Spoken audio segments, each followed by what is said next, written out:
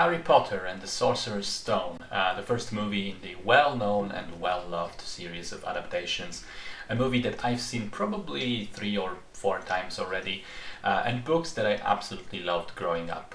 This was directed by Chris Columbus, who made Home Alone 1 and 2, Mrs. Doubtfire, and some other movies. Music by John Williams, cast Daniel Radcliffe, Emma Watson, Rupert Grint, Richard Harris, Maggie Smith, Robbie Coltrane, Fiona Shaw, Harry Melling, John Hurt, John Cleese, Alan Rickman. Story, I'm sure we all know. Harry Potter is an orphan boy growing up in a very unloving home of his uncle and aunt. On his 11th birthday, he suddenly gets a letter from Hogwarts, the School of Magic and Wizardry, which leads to the discovery that he is in fact the son of 2 wizards himself. And he, by extension, is himself a wizard, yet untrained. So he ends up going to the school, learning all sorts of magical things, getting in trouble with his new friends, and slowly piecing together how the mysterious object hidden in the school is related to the looming threat of Lord Voldemort, the famous dark wizard who disappeared years ago after killing Harry's parents. So, as I said, I've seen this film a couple of times already, but never reviewed it officially until now.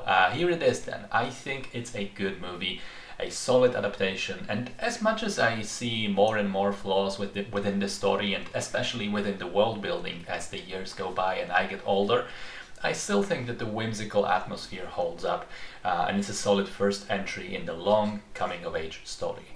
I think the casting and performances are absolutely wonderful. The main trio of kids is obviously fit their characters incredibly well. The older cast has some big names here, and even in the case of Snape, who obviously has been aged up by like 2 decades compared to the book, it still works because Alan Rickman is spectacular. I think most of the special effects still look good for the most part. The troll and the centaur have aged the most probably, and maybe the Quidditch scenes as well. The story is engaging, the humor is fun. The movie has a warm, cozy, almost Christmas-like vibe to it. The music is fantastic, which is to be expected from the legendary composer John Williams. Now, I will say, as I get older and more cynical, I realize that the world building, which seemed terrific when I was a kid, is full of nonsense and holes, which are now kind of fun to pick at. I mean, you know, the whole premise of a wizard society that refuses to use modern technology, but at the same time still uses some things like plumbing or trains or even glasses for, for wizards who can't see very well.